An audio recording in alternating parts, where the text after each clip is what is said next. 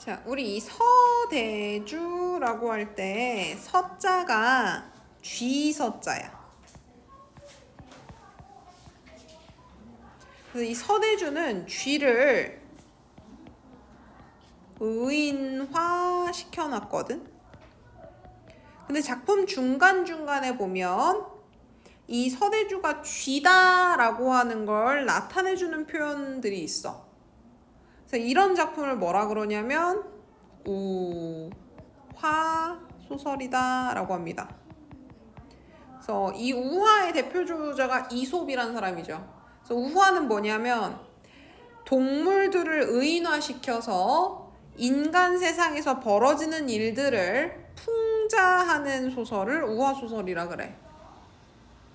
그래서 서대주전 같은 경우는 우화소설이면서 풍자소설이고 그 다음에 소송 걸리는 소설이기 때문에 송사소설에 해당합니다.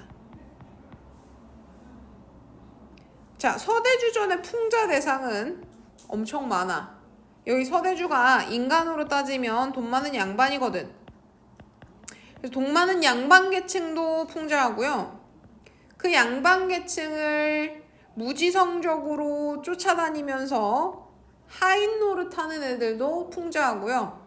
그 다음에 이 양반의 돈을 받은 하급 관리들도 풍자하고요. 자, 그리고 저기 송사를 담당하는 사또가 나오는데 얘는 고위관리거든. 근데 그 고위관리는 양반한테 뇌물을 받진 않아요. 근데 뭐가 없냐면 이 사람이 하는 말이 거짓이냐 참이냐 가려내는 능력이 없어. 그래서 이 고위관리도 능력이 없다고 욕을 해요. 하급관리는 저 서대주한테 보석 그리고 뇌물 받아먹고 잘해주거든. 그래서 부패한 하급관리들에 대한 비판이 드러나고 고위관리는 무능력한 고위관리들의 비난이 드러나. 여기저기 다 깝니다. 오케이. 그래서 이 서대주전 같은 경우에는 대부분 여기에 드러나는 타남주라 그래서 다람쥐가 나오는데 얘는 피해자거든. 근데 가해자가 돼버리는 피해자야. 얘 빼고 나머지 대상들은 거의 다 비판한다고 보시면 됩니다. 자, 서대주전 그럼 본문 한번 보도록 할게요. 사령이 떠나자고 하니 서생이 말하였다. 자, 서생 이생, 김생처럼 서대주한테 생자 붙여서 서대주가 쥐를 의인화해놓고 있고 그 다음에 양반가의 양반 계층을 보여주고 있는 거구나 알 수 있어. 사령은 사또의 명을 받아 심부름을 하는 하급관리야. 그래서 지금으로 따지면 이 사령이 해야 되는 역할이 뭐냐면 서생을 체포해 와야 됩니다. 우리가 보통 체포라고 하면 뭐 하는 거야? 포승줄에 둘둘둘 감겨가지고 이렇게 사람이 끌고 가면 끌려가는 거, 그치? 아니면 포승줄이나 칼 같은 거 차고 이상한 가마 같은 거에 술에 실려가는 거 이런 거 생각해야 되죠? 그런데 사령이 이제 서생을 잡아갖고 관아에 가려고 했더니 서생이 이렇게 얘기합니다. 늙은 놈이 여러 해 동안 병으로 집안에 틀어박혀 있어서 다리에 힘이 없습니다. 먼 길 걷는 것은 실로 감당하기가 어렵습니다. 그 포승줄에 포박당해서 걸어가야 되는 게 정석인데 걸을 수가 없다. 감히 청컨대 노새를 타고 가다 관아에 이르러서야 법대로 잡아들여 주시면 신라 같은 남은 목숨일지언정 관아에 가기까지는 보존할 수 있을 것입니다. 잘 모르겠습니다만 사령님의 뜻은 어떠한지요? 해서 요렇게 다른 사람들에게는 적용되지 않는 개인적 편의를 제공해 줄 것을 요청해 주고 있어. 그러면서 뭘 줄까? 뇌물. 여기서 후한 대접은 밥을 맛있는 걸 줘요. 여기는 지금 이러한 편의 제공을 요구하는 서대주에 대한 비난도 들어가야 되지만 하급관리인 사령이 뭐 했어? 후한 대접과 뇌물까지 받았죠? 그래서 부패한 하급관리들에 대한 비판도 드러나는 거야. 사령은 서대주에게 개인적 혜택을 용인해 줄 수밖에 없습니다. 그래서 이때 서대주전이 보여주고 있는 사회적 상황은 조선 후기 상황이라 볼 수 있습니다. 그래서 조선 후기에 부정부패가 심했던 현실 이런 게 드러난다 보시면 돼요. 그래서 어쩔 수 없이 그렇게 하도록 허락했다. 서생은 머리를 조아리면서 고맙다 인사하고 안으로 들어가 세수하고 목욕도 해요. 그 다음부터 이렇게 괄호로 묶은 부분에 서대주가 입는 옷부터 걸치는 액세서리까지 주르륵 나열가 되거든. 이 장면 중요해요. 체크하십시오. 기본적으로 나열 열거가 일어나면 서대주가 화려하게 옷을 입었다 한 줄로 끝내는 것보다 확장적 문체가 드러남으로써 과장되거든. 그래서 풍자의 효과가 도드라지게 생겨요. 우스워져. 그 다음에 얘가 지금 입고 있는 애들이 망건, 옥 관자를 달고, 관자라고 하는 건 일종의 이렇게 머리에 망건에서 다는 액세서리야.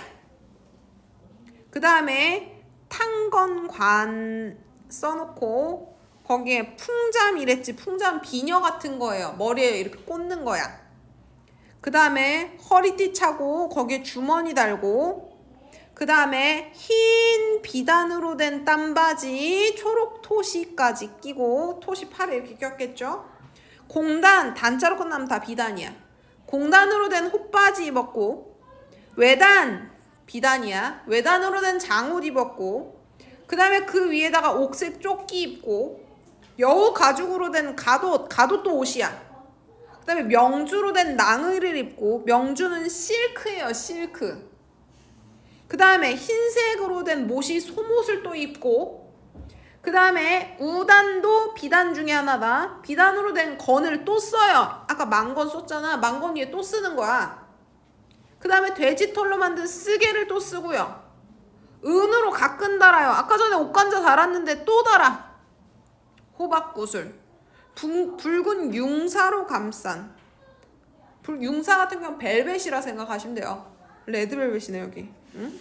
이걸로 줄에 띠 또 채워. 그리고 중해머리처럼 꼭지가 둥근 이렇게 생긴 부채를 하나 챙기고요. 병투서, 이궁정의 현추, 이 현추 뭐 병투 다 액세서리야. 이런 걸 이리 메고 저리 메고 하거든. 봐, 이 사람이 막 한겨울이어가지고 추워서 옷을 막 껴입고 액세서리를 막 집어넣었을까? 저거 다 의도가 있는 거야. 나중에 관아에 들어가서 뇌물로 쓰려고. 일부러 막 껴입는 거야, 비싼 거. 그래서 이 부분은요, 서대주가 챙긴 비싸고 좋은 물건들을 열거함으로써 장면을 극대화했다. 장면을 극대화했다는 소리가 뭐냐면 확장적 문체 썼다는 소리야. 그래서 그냥 지나갈 수 있는 장면인데 크게 확대해서 보여주고 있고, 얘는 당시 부자들이 비싼 물건으로 자신의 몸단장에 치중하던 행태를 풍자하기도 하지만, 이걸 통해서 지금 이 여러 물건들이 뒤에 가면 관아 옥졸들한테 줄 뇌물이 되거든. 그래서 서대주 이놈은 벌써부터 뇌물을 챙겨갖고 관아의 하급관리들한테 뿌릴 생각을 하고 편법을 쓸 생각을 하고 있구나. 이런 걸 보여주고 있는 거야. 오케이? 든든히 몸당장을 끝내고 노새를 타고 앉았는데, 옷차림은 사치스럽고도 화려하고 거동은 기세당당해. 너네 잘 생각해봐. 얘가 뭐라고? 쥐라고. 쥐가 저렇게 입고 노새를 탔다고 생각해봐. 너무 웃기죠. 너무 징그러워. 생각만 해도 웃기죠. 이런 게 풍자야. 의젓하고 점잖기가 부잣집의 자재와 같았다. 자, 부잣집 자재같이 꾸며놨잖아. 실제 서대주는 부잣집 자재는 아니거든. 대대로 자기네 집이 관직해서 부자하다 이런 애는 아니야. 벼락부자야, 벼락부자. 남의 거 훔쳐서 부자 된 애란 말이야. 근데 이 모습 때문에 뒤에 재판에서 자기네 집이 대대로 부유하고 타남준의 집은 가난한데 부자가 도대체 가난한 사람 걸 왜 훔치냐 이런 얘기를 한단 말이야. 거기에 이제 뒷받침 근거 같은 게 또 돼요. 말 앞에서 꺼낸 마부나 뒤따르는 심부름꾼들도 옷차림이 화려했다. 어린 쥐 하나가 편발에 기름을 바르고, 자, 편발이라고 하는 건 이렇게 머리를 이렇게 따서 댕기머리 하잖아. 그것처럼 따. 그리고 여기를 이렇게 딱 5대5로 착 머리 붙이는 걸 편발이라고 그러는데 거기다가 뭐를 발랐어? 기름을 발랐대.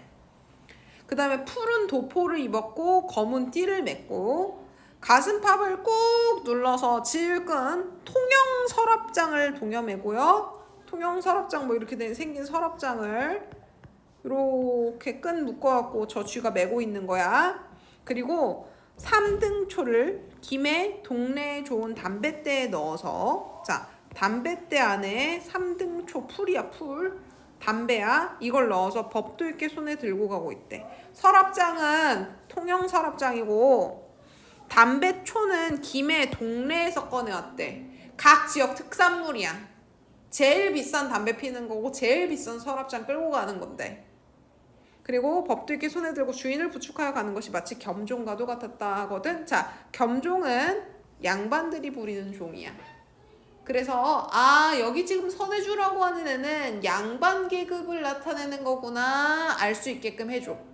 그래서 서대주를 풍자함으로써 실제 양반 계급을 풍자하는 효과를 주게끔 하는 거죠. 그러니까 얘네는 지금 심부름꾼들도 화려하게 옷을 입고 있어. 관아의 문이 점점 가까워지자 사령은 미리 관문 앞에 가 서 있었다. 서생이 말을 달리게 하여 서생 서대주야. 관문에 도착하니 사령이 서생을 잡아내려 관대를 벗기고 문 밖에서 결박했다. 자, 이게 원래 정상적인 죄인 호송 방법이거든. 근데 얘네들은 아까 뇌물 먹고 합의한 게 있었죠. 그래서 거의 관문 앞에 다 와서야 이런 행위를 합니다. 그리고는 급히 형리에게 알리니 형리가 다시 바로 원님에게 아랬다. 원님 고을의 사또인데 지금 지방에서 일어나는 송사라서 그래. 지방에서 소송이 일어나잖아? 그러면 이때는 삼권분립 이딴 거 없어. 지방의 행정도 사또가 하고 사법도 사또가 해. 그래서 이 사법체계도 사또가 합니다. 원님이 크게 화를 내면 즉시 잡아들이라 했어. 그랬더니 사령이요, 방금까지 뇌물 먹어가지고 그래 노새 타고 가세요 하고 잡는 척 막 관문 앞에서 했던 애가 사또 한마디에 서대주 상투를 틀어지고 나는 듯 재빠르게 서대주를 잡아가는데 서대주의 발이 땅에 닿지도 않았대. 웃기지 않아? 그치? 이 부분 같은 경우에는 과장법을 사용해서 웃기고 있는 거거든? 이걸 통해서 뭘 보여주고 싶냐면 그 고을 원님이라고 하는 존재가 그만큼 권위가 높은 사람이었고 무서웠다는 거야. 서대주한테 하급 관리가 아무리 뇌물을 많이 먹었어도 사또가 한마디 하면 둘 다 죽은 목숨이야.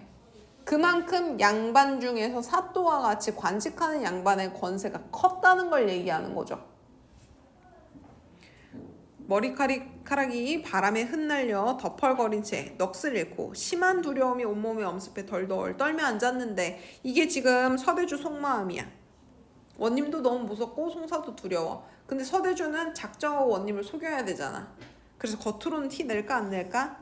안 내야. 그리고 얘는 전지적 작가 시점이기 때문에 이런 마음이 드러나는 겁니다.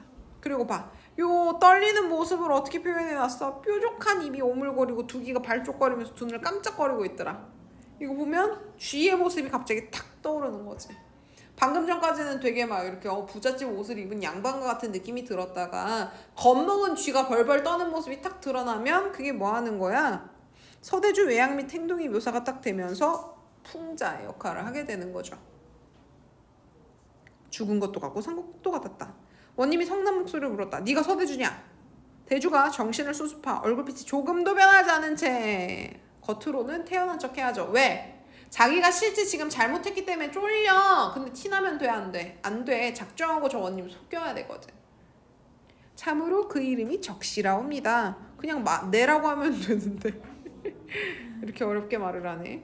자, 그리고 이제 원님이 죄상을 막 신문하려 갈 쯤 형리가 앞으로 나와 고였다. 날이 이미 저물어서 신문하기 어려우니 잠깐 하옥하였다.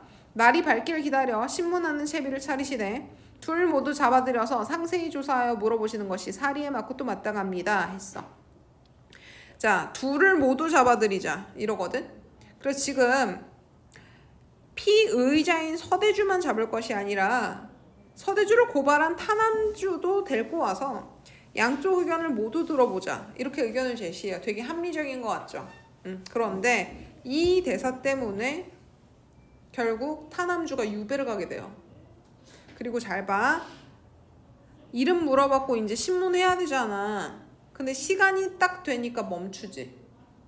이거는 그때 당시 실제 조선의 상황이 그래요.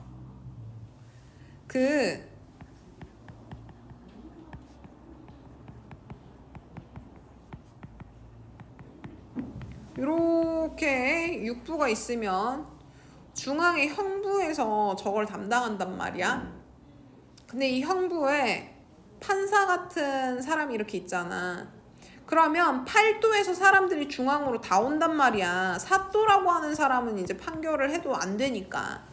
그러면 이 사람이요, 정해진 시간에만 딱 일하고, 이 사람이 뭐 열흘을 걸렸던 한 달을 걸려서 여기 왔던 신경 안 써. 정해진 시간에만 딱 일하고 그 시간 딱 넘어가면 멈추고 안 해요. 그랬던 사회 상황이 나타나는 거야 지금. 공무원이. 그래갖고 지금 이름 하나 물어봤잖아. 그 잡아와서 이제 시작을 했으면, 재판을 시작했으면 뭘 해서 과정이 있어야 되잖아. 그런 거 없어. 하다가 중간에 시간 되면 딱 멈춰요. 근데 실제 조선시대도 그래가지고 송사하기가 너무 힘들었다 그래. 소송 걸기가. 소송을 걸면 뭐해. 일 처리가 너무 느린데. 그치? 자, 그러면 오게 너 어미 가둬라. 내일 신문하겠다. 형리가 사령을 불러 말했다. 서생놈 칼을 씌워 하옥하라.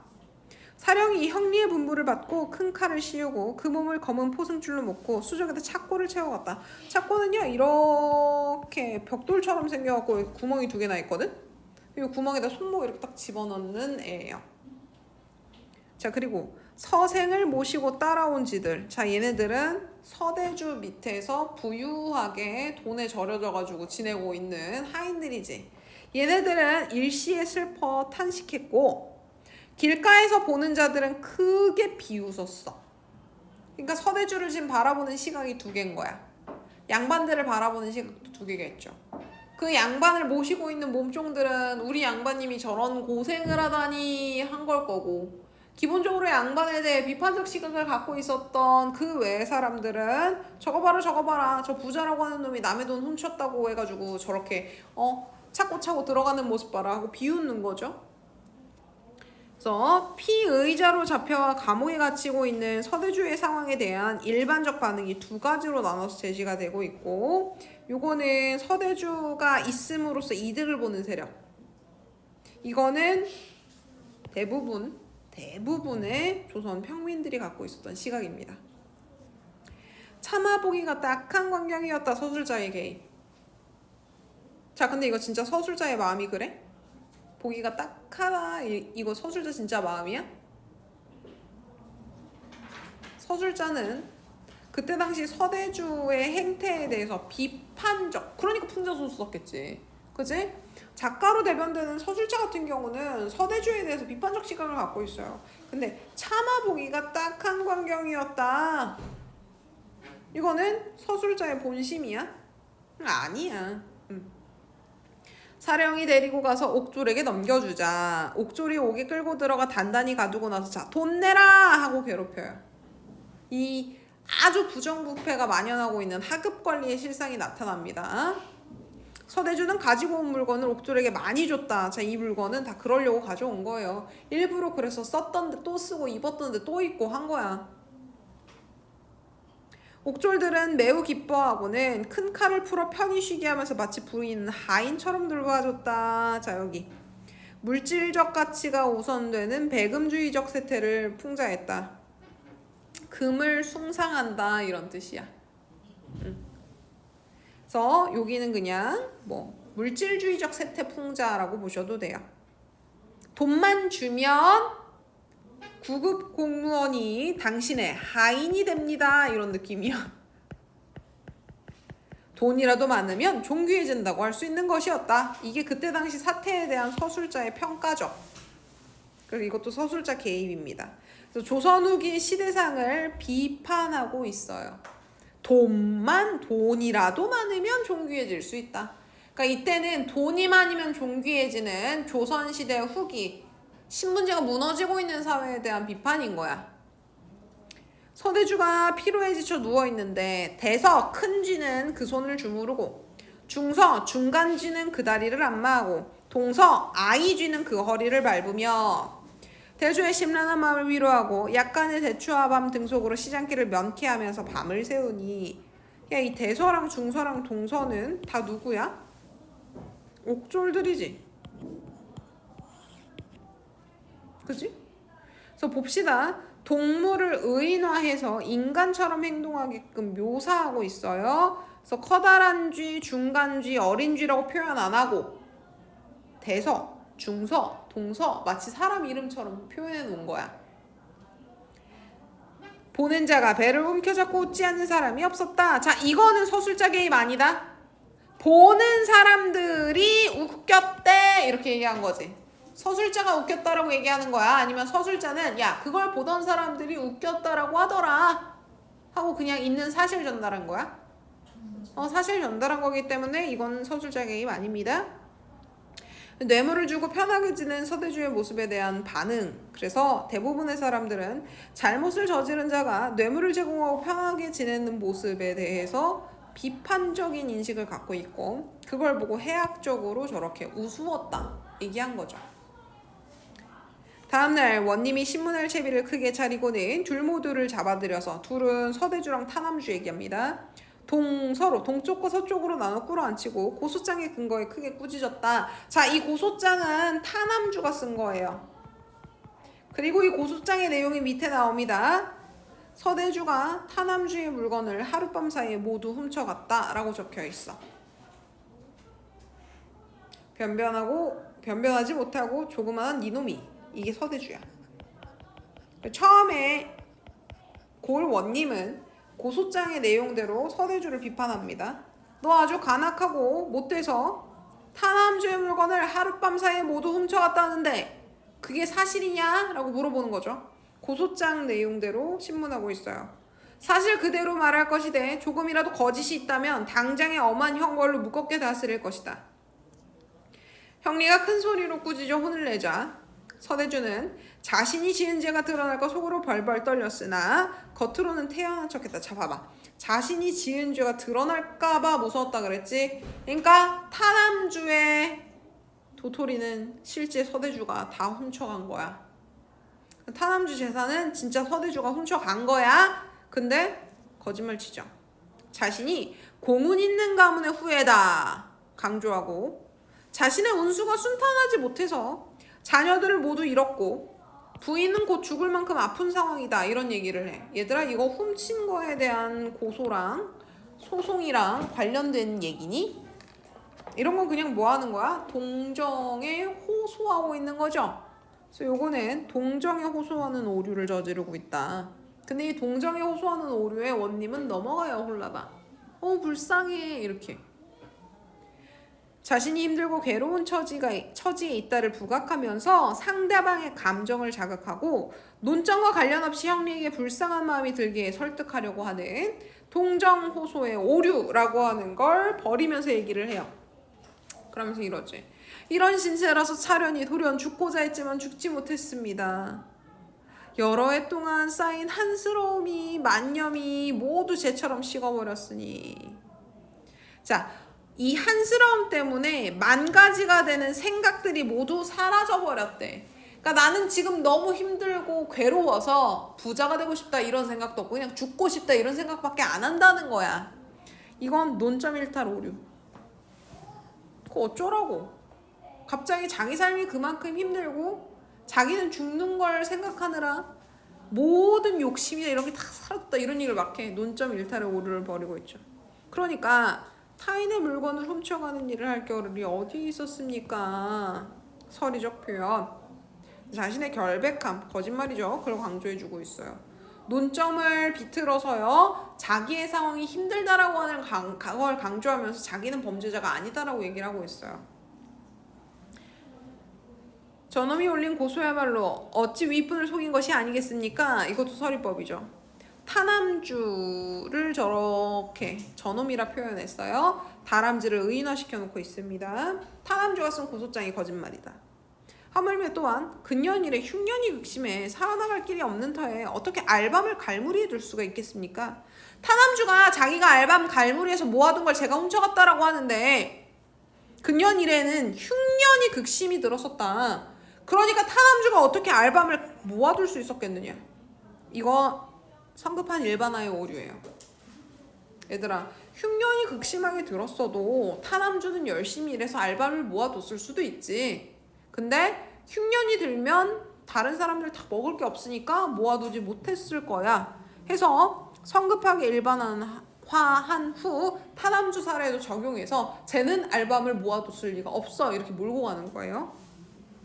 이것은 아주 맹랑한 말이옵니다. 그리고 이런 얘기를 해요. 저는 본 시대대로 부유해서 이와 같은 흉년에 한옵조차 다른 것들한테 꾸지 않아도 됩니다. 자기가 대대로 부유했다라고 하는 걸 뒷받침해주는 그런 옷차림인 거죠.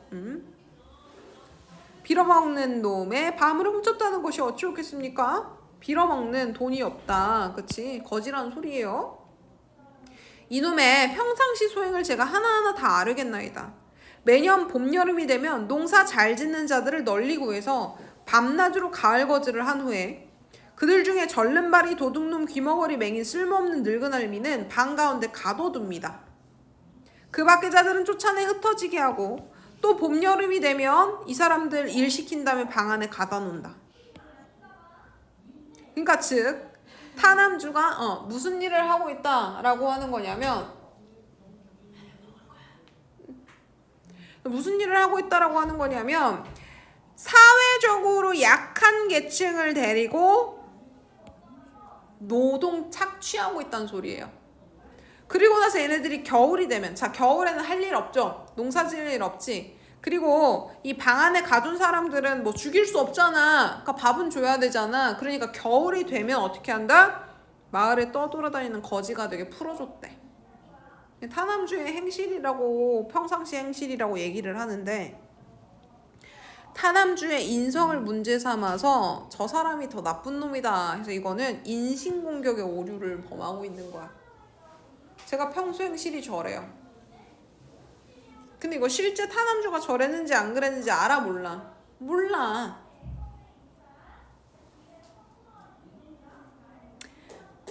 그래서 타남주는 힘없고 불쌍한 사람들을 괴롭혀 제대로 대우해주지 않는 사람이다.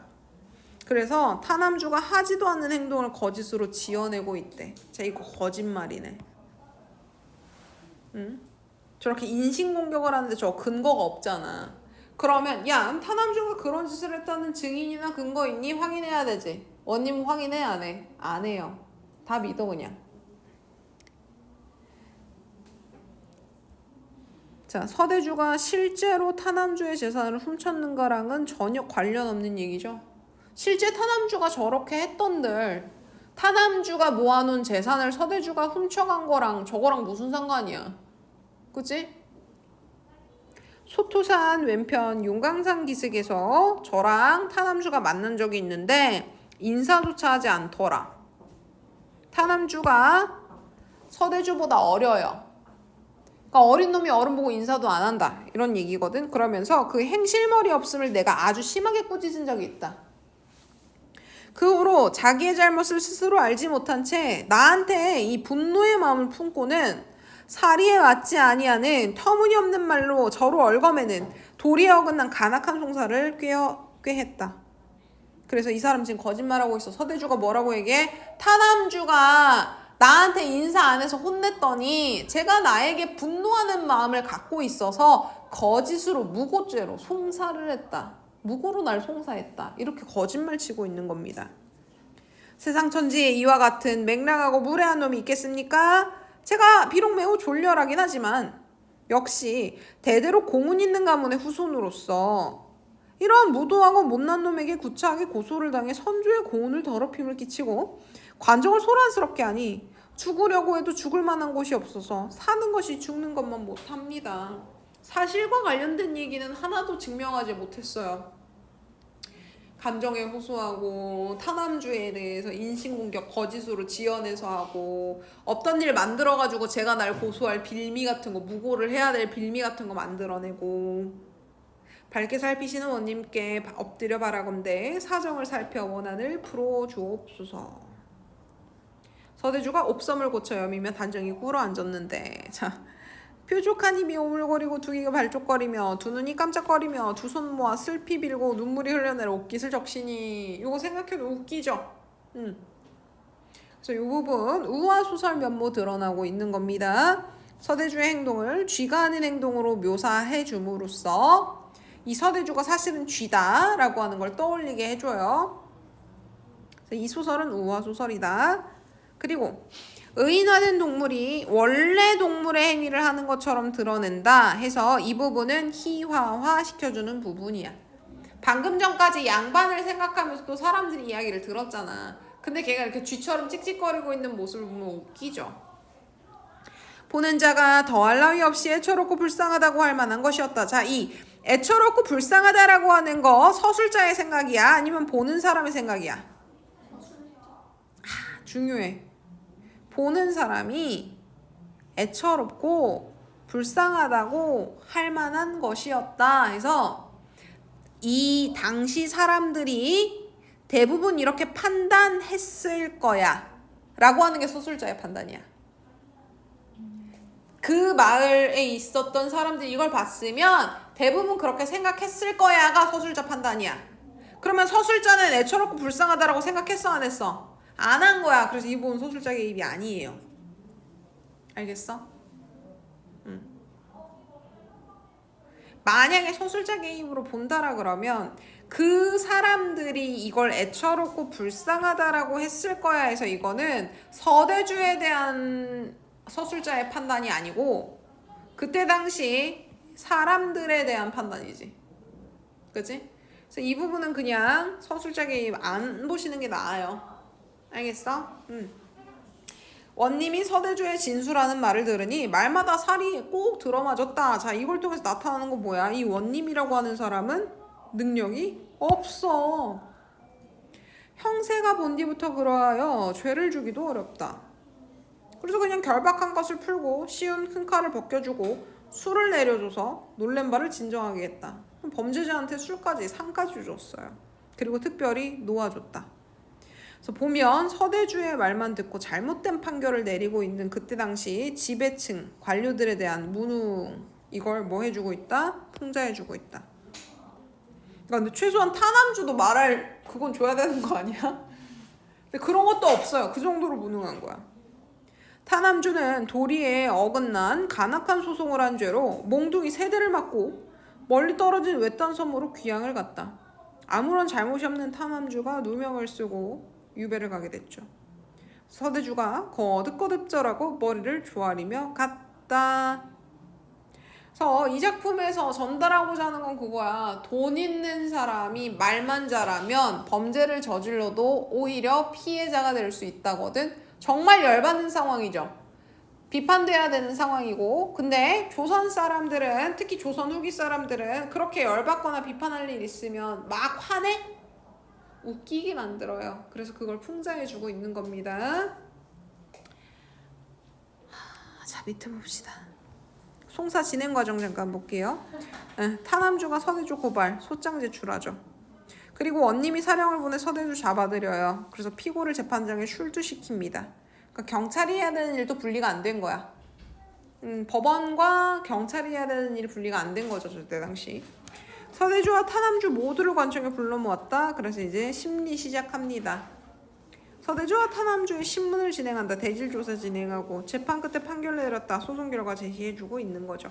그래서 그때 당시 지방의 원님들은 어떤 송사 과정을 거쳤나 이렇게 보시면 돼요. 그러니까 이 조선시대 후기에 소송을 걸면 나한테 피해를 끼친 피해자랑 대질조사하면서 말싸움을 해야 되는 거야. 얼마나 스트레스겠니? 그리고 그걸 진실인지 아닌지 판단을 못 시켜주면 내가 범죄자가 될 수도 있는 거고. 그게 웬만하면 고소 안 하겠지. 자, 옆에 보시면 서대주가 한 말을 비판적으로 검토해보자. 그래서 이 부분 같은 경우에는 아까 얘기했던 그 오류들 얘기하는 거야.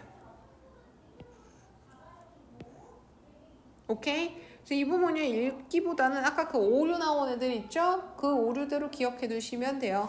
이건 뭐였어? 감정에 호소하는 오류, 동종에 호소하는 오류였죠. 그다음에 성급한 일반화의 오류였지. 그치? 그리고 나서 이렇게 얘기하고 있는 부분 같은 경우는 거짓말하고 있는 거야. 타남주 인신공격 오류하고 있었던 데 있지. 그 부분. 그 다음에 사냥하러 나갔을 때 꾸짖었다. 이거는 무고를 제가 하게끔 근거를 만들어주는 잊지도 않았던 일을 지어낸 거죠. 각각 봐주시면 됩니다. 이건 안 보기로 했고. 자, 그러면 서대주전 여기 보세요. 요 보기에 여기 나오는 것만 알아두시면 돼요.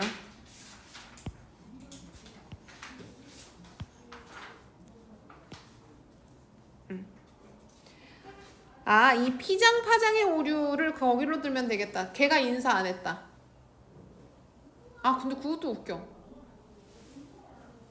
그럼 다른 사람이 잘못을 들어 자기 잘못을 정당화해야 되는데 서대준 자기 잘못했다는 소리 안 하잖아. 그러니까 피장파장이 이런 거야. 제가 먼저 저 때려서 저도 쟤 때렸는데요. 이게 피장파장 오류예요. 알겠지? 그래서 요 부분 정도만 알아두시면 될 것 같아요. 자, 질문. 자, 없으면 여기까지 보도록 합시다.